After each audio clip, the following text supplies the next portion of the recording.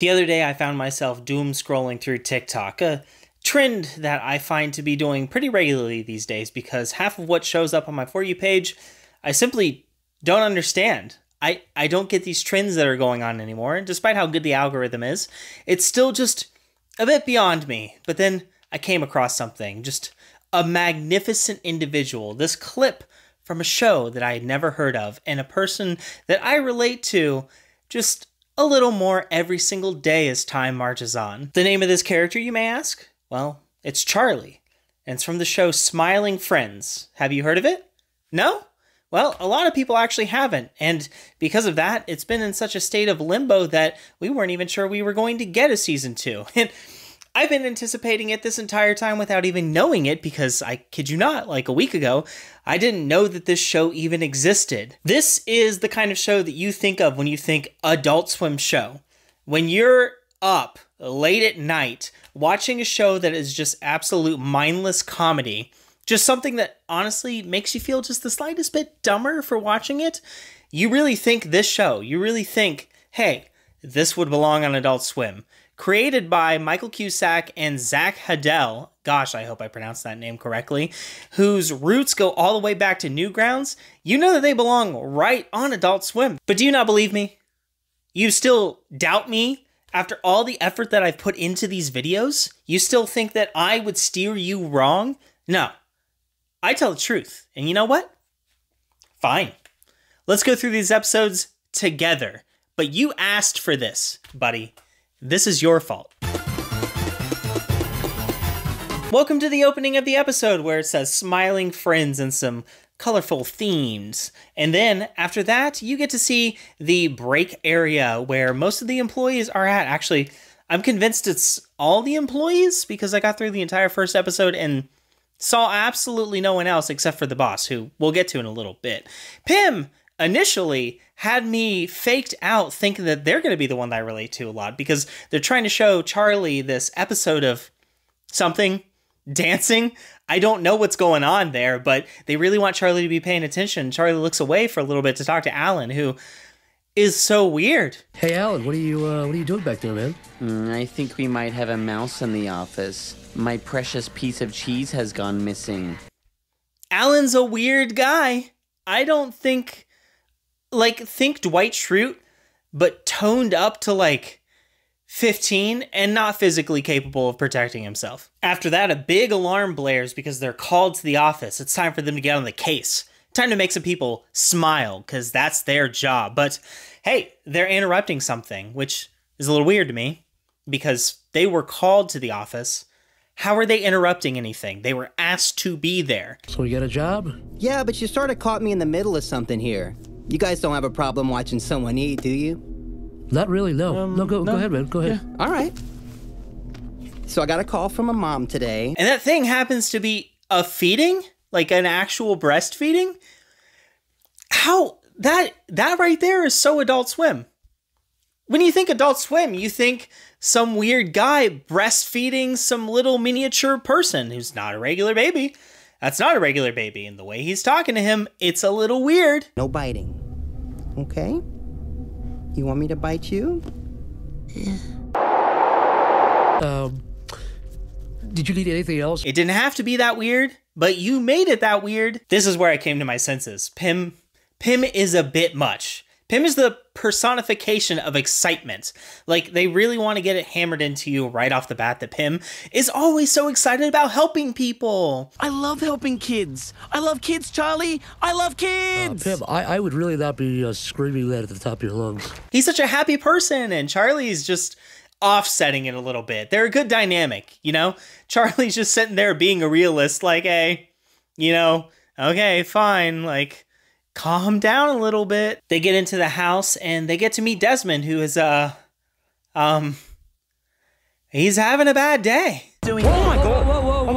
Whoa. Oh my God. Whoa. Hello. Pim, being just the go-getter that he is, decides that he's not going to give up, though. He wants Desmond to smile. And he gets Desmond to promise that if he does find some joy in life again, he won't,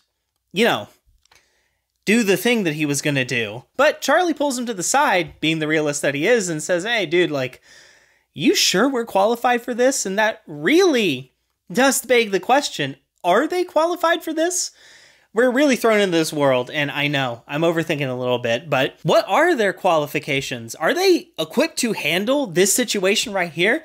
Well, regardless, they decide to go for it, and they start taking him on what is hopefully going to be the best day ever. But then we go back to the office, and we see some weird situations going on. Alan counting down individual paper clips, trying to see if any of them are taken, and his cheese is finally taken. I will get you. Nobody takes Alan's precious piece of cheese and gets away with it.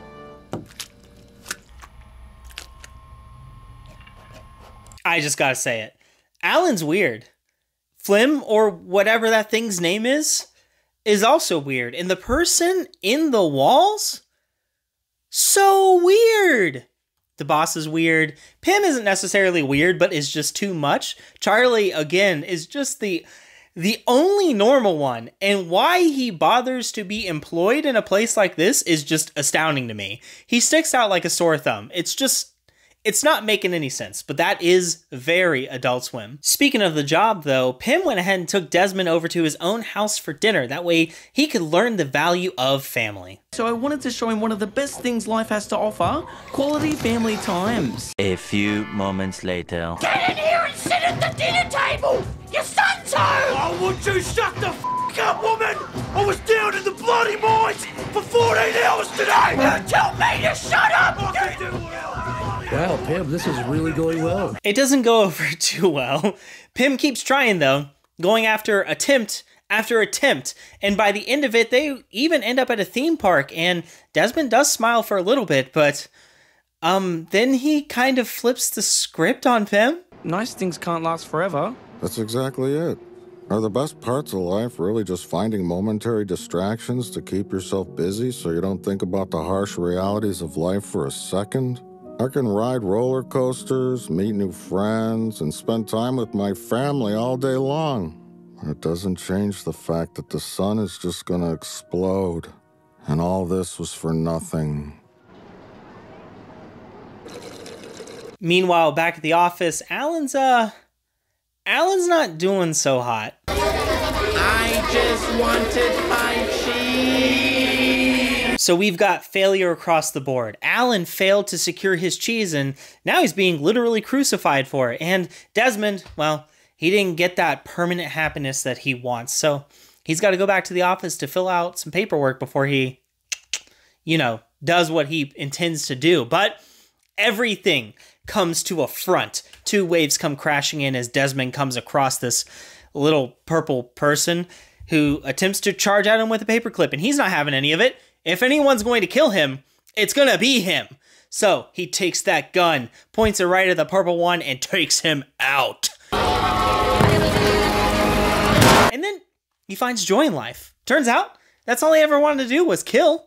And if it's not him, it's just gonna have to be something else. So he starts his own little pest control company and finds joy in life. So Pim did it!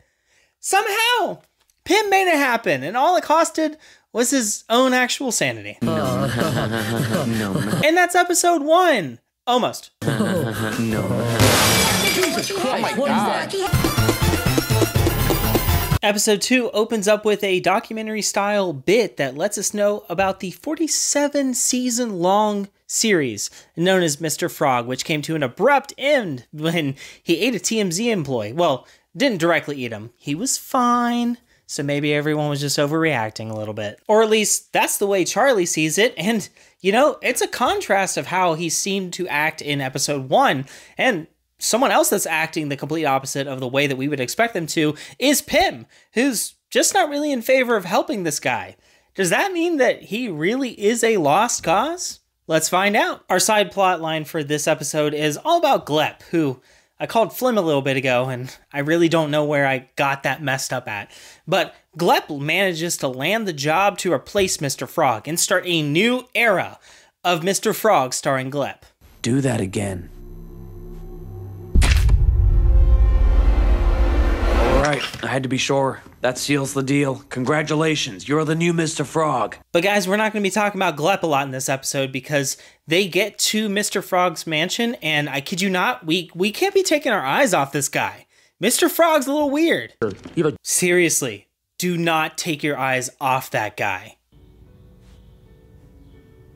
Glep's at rehearsal trying out his new role as Mr. Frog, and the creator, director, whatever he is, I don't know, he seems to be the CEO as well as the director at the exact same time. It's a little confusing, but the guy's got a little too much power, and he's becoming more and more overbearing, making sure that Glep tones it down to the point that he is just outright boring. It's very obvious that no one's gonna like this show. And it's all thanks to this CEO guy. And Mr. Frog's not doing himself any favors. He's not getting any luck when it comes to restoring his name and reclaiming the title of Mr. Frog for his own show. So they do the most logical thing that they can think of doing. They throw him onto Fallon. Mr. Frog, thank you so much for being here. Thank you. Hello, it's good to be here. Hello. 12 seconds later. All those filthy...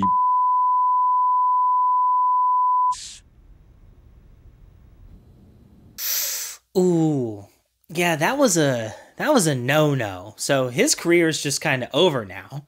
And upon finally realizing that, he comes to his senses and decides it's time for him to make his proper apologies, to set things right, and hopefully, you know, restore balance to the Mr. Frog universe. And so he makes his way to the studio where a disastrous filming is taking place. The new Mr. Frog series starring Glep is not going so well, and it is because the CEO is an idiot, of course. The crowd is booing Glep, the poor little guy. He's just doing as he's directed. It's not his call to make, and Mr. Frog bursts into the scene, the CEO stepping in his way and tell him, "Nobody wants to hear your words. We're all done with you, and there's a contract here to prove it." So Mr. Frog does the only thing that he knows how to do. Here's the contract to prove it.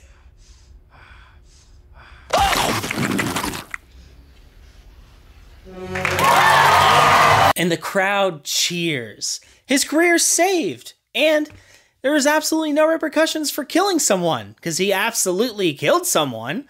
And I'm just saying, if I were living in that world, I probably wouldn't encourage him to do things like that. Because I kid you not, he is going to go on a murderous rampage. It's going to happen. I'm sorry. This unhinged lunatic needs to be behind bars, not having 47 more seasons of his own TV show. Pim's having a little bit of eye troubles, but there he goes again, making me think that I can relate to him a little bit by avoiding an eye exam by about 7 months. I mean, this is clearly a problem. The guy's mixing up worms with peanuts, so his eyesight can't be that great, but there's no time to worry about that because Mr. Boss comes in answering a stressful phone call, turns around and lets them know, "Hey, I've got another job for you," and they jump right on it. Pim is eager to help, anything that means that he doesn't have to get his eyes looked at. Meet Shrimp, a poor lonely guy that just got dumped by his girlfriend. This guy right here, he doesn't have really any redeeming qualities. He is a poor, secluded nerd obsessed with what I'm assuming is one of that universe's MMO games. He doesn't even have any sunlight pouring into his room. Frankly, he's me in a solid 85% of all alternate realities. But Shrimp isn't a quitter. We'll help you find a new girl. But I do not want a new girl. I just want Shrimpina back. Yeah, Charlie, he can win her back. I just think he needs to tell her how he feels. Pim, sometimes it just doesn't work out, okay? She obviously dumped him for a reason. I tell you what, he's determined to get his Shrimpina back, and Pim, believing in nothing but destiny itself, is fully determined to make it happen. Charlie, he's a bit more of a realist. He's like, hold on, like, is this really the route to go? And Pim's just like, heck yeah, I'm gonna do that. I'm gonna help him get his woman back. I'm gonna go right there to that cafe that you told me to go to, and I'm gonna track her down and tell her that there's like a secret admirer that wants to do a little date thing. And Charlie, on the other hand, is like, well, I'm just gonna have him work on his self-image because maybe just improving himself is the right route to go. I don't know. Charlie, dude, I get it. Number 15. Could I get the number 15? A Burger King foot lettuce meme? Wow. And wow to Shrimpina. Oh my gosh. Obviously, this isn't what Pim expected, and immediately it becomes pretty clear. He's a little smitten, especially when she starts spewing on and on about destiny as well. He brings up the blind date, but he's starting to have a few little second thoughts himself. He finds himself drawing little sketches of her in his notepad and having some full-on fantasies that involved, I think, no less than 30 grandchildren? Pim, my guy, you need to calm down, okay? Charlie starts taking Shrimp all around town, doing everything he can to improve his image. He takes him clothes shopping. You look like you're about to tell your friend not to come to school tomorrow, man. He takes him to the tan salon. Wow, look at that. You've got that iconic shrimp glow that everyone's talking about. Finally, he takes him to the gym. Nothing seems to be working, though, and when Pim and Charlie talk to each other and Pim lets him know that unfortunately Shrimpina isn't interested because he's lying, she's obviously interested in his secret admirer, it's all over. Poor Shrimp is devastated, so Charlie takes him out for a drink to a bar. And it happens to be the same location where the blind date is supposed to be set up at. What is gonna happen here? I mean, we've got Pim staring down poor Shrimp and Charlie at the bar, gargling down drinks, and you can clearly tell Shrimp's having a really tough time, and we come to find out that Pim, he's a good guy, okay? When push comes to shove, he decides to do the right thing. Shrimp was your secret admirer the whole time. This date was actually his idea. He really cares about you, and he'd love to give the relationship another chance. What? Shrimp. Who is that? Your ex-boyfriend, Shrimp. Wait, you're Shrimpina, right? My name is Jennifer. I have never met this woman in my entire life. Guess what, idiot? That's not Shrimpina. Why would a regular human being be named Shrimpina, you freaking fool? And Shrimp even admits that he's never before in his life seen this woman.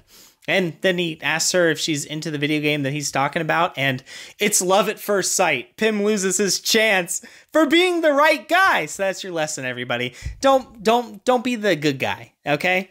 That's what they're saying. Just go ahead, be selfish, and no one will actually get hurt because it's all a misunderstanding. Wait, are you serious? You're telling me you're a 4'6" shrimp with a receding hairline who loves Mouse Quest? You're literally everything I've ever dreamed about. Pim, her name was Shrimpina. She'd be a shrimp. I did think that for a moment. I just thought it was like a quirky, like you didn't expect she was going to be a human thing. Pim, this is so much worse than the worm stuff earlier. You really need to get your eyes checked. No, I know. Dude. But that's the first 3 episodes of this series. Now, I don't know if there's any long weaving, continuing storylines, so I think in terms of a deep dive, I've gone deep enough. So the other 5 episodes of season 1 are up to you for a total of 8 episodes. And season 2 comes out this year, the year of 2024, because it's already freaking 2024.